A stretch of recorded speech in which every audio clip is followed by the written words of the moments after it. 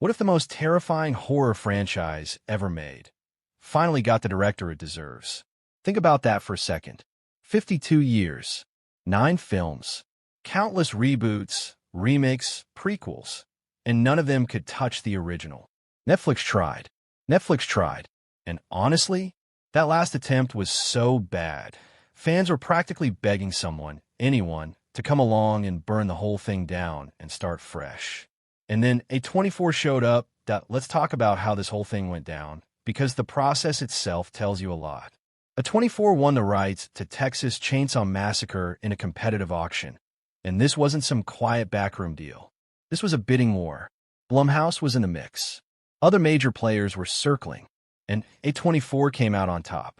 Now, if you know A24's track record in horror, that alone should get your pulse going. This is the studio behind Hereditary, Midsommar, The Witch, Talk to Me, Men, X. When A24 touches horror, they tend to do something genuinely interesting with it. They're not interested in jump scare machines. They're not interested in horror by committee. Their whole brand, especially in this genre, is built around giving visionary filmmakers room to make their version of something and trusting the audience to go with it. And what makes this even more exciting is the scale of the project. A24 isn't just developing a movie. They're building out a full Texas Chainsaw universe, a feature film, and a separate television series. The TV side is being produced by Glenn Powell and Dan Cohen through their Barnstorm company, with J.T. Malner, the filmmaker behind the wildly stylish Strange Darling, writing and directing. And Malner has already made it clear he's not interested in just retelling the original story. So whatever the TV series becomes, it's going for something new. That alone should tell you something about the creative philosophy here. A24 isn't looking for a faithful recreation. They're looking for a reinvention. And now we get to the part that genuinely surprised me. Because when you're handing off one of the most iconic properties in horror history, you might expect a big-name hire. A proven director with 3 franchise films under their belt and a guaranteed box office floor. That would be the safe play. A24 did not make the safe play. They hired Curry Barker. Now, if you don't know that name yet, commit it to memory. Because this guy's trajectory is one of the most fascinating stories in horror right now. Barker's origin story reads like something you'd pitch as fiction. He made his debut feature, Milk and Cereal, for $800. $800. He shot it himself, released it directly on YouTube, and it pulled over 2 million views. That's not a feature film debut. That's a statement. But the real moment came at the 2025 Toronto International Film Festival, when Barker premiered his follow-up, Obsession, a supernatural horror film following a young man whose wish for his crush to love him back gets twisted into something genuinely dark and unsettling. The film ignited a $14 million bidding war at TIFF. Focus Features won it, and when critics finally got their hands on it, 96% on Rotten Tomatoes. Certified fresh. 47 reviews in. Let that sink in. This guy went from an $800 YouTube horror short to a $14 million acquisition to directing one of the most storied horror franchises on the planet, and he's done it in the span of a few years. The Screen Rant review called Obsession deliciously dark, absurd, and eerie, praising Barker's creative vision, his pacing, his writing. And that description, absurd and eerie, is actually really interesting when you apply it to Texas Chainsaw, because that franchise, at its core, has always had this grotesque, almost darkly comedic undercurrent running beneath the terror. The original film is deeply weird in ways people don't always give credit for. And here's what really gets me excited. Barker isn't just directing this project. He's also writing it.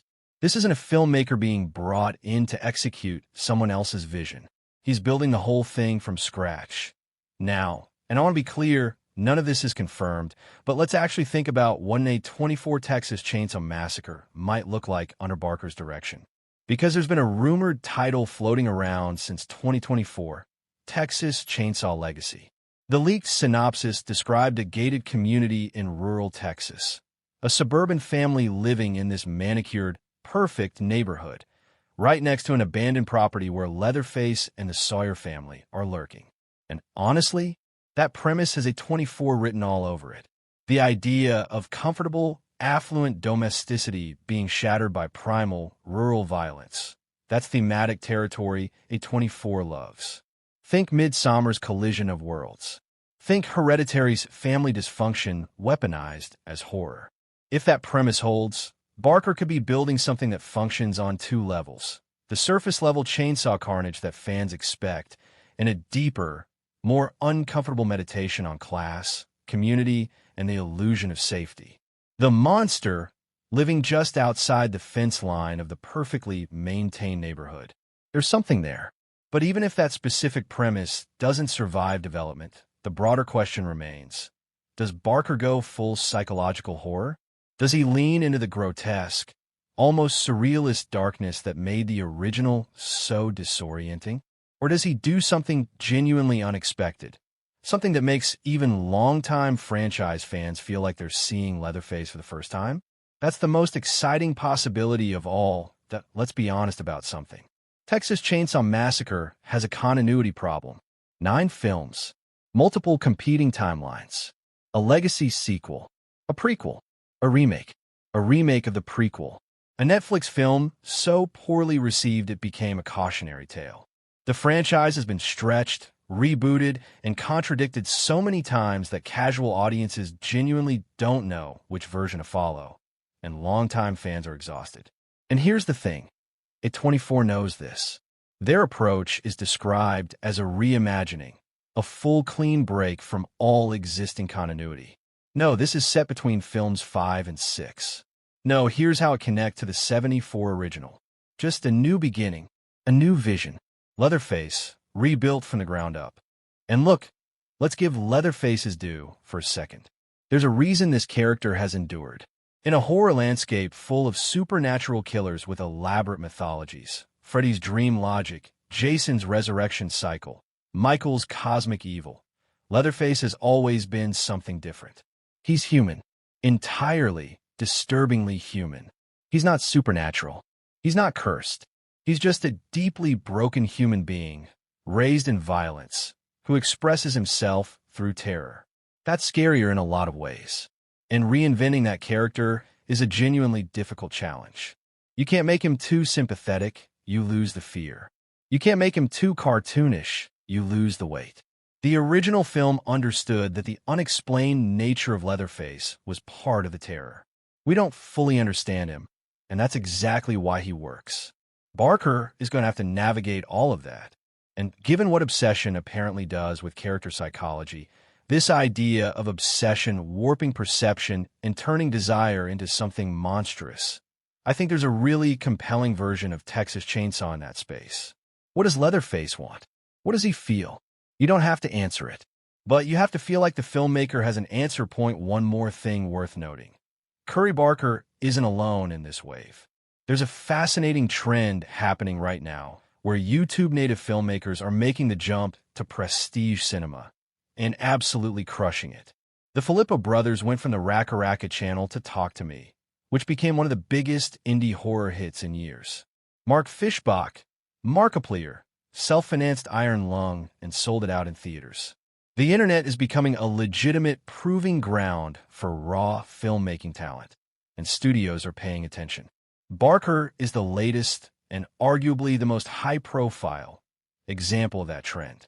He went from an $800 YouTube debut to a TIFF bidding war to Texas Chainsaw Massacre at A24. The path he's carved out is genuinely unprecedented, and it matters for this project specifically because the internet-native generation of filmmakers understands audience psychology in a way that a lot of traditional Hollywood directors simply don't. They know what hits. They know what resonates. They know how to make something that feels genuinely felt rather than manufactured. Oh, here's where I land. A24 acquiring Texas Chainsaw Massacre is exciting on its own. A24 hiring Cory Barker to write and direct it with full creative ownership is something else entirely. This isn't a studio handing a franchise to a safe pair of hands. This is a studio betting on a specific vision, a specific voice. A filmmaker who's built his entire career on doing more with less, on finding the dark and strange in the everyday. Whether that translates into the definitive Texas Chainsaw film the franchise deserves, or whether Leatherface once again falls victim to development compromise and studio anxiety. We'll see. But for the first time in a very long time, I genuinely believe this franchise is in the right hands. The question is, can A24 and Curry Barker do what nobody has done in over 50 years and make us afraid of Leatherface again? Leave me your thoughts below. I want to know, are you hopeful? Skeptical? Is A24 the house that Leatherface finally belongs in? Or is this franchise just too broken to fix? Let's talk about it.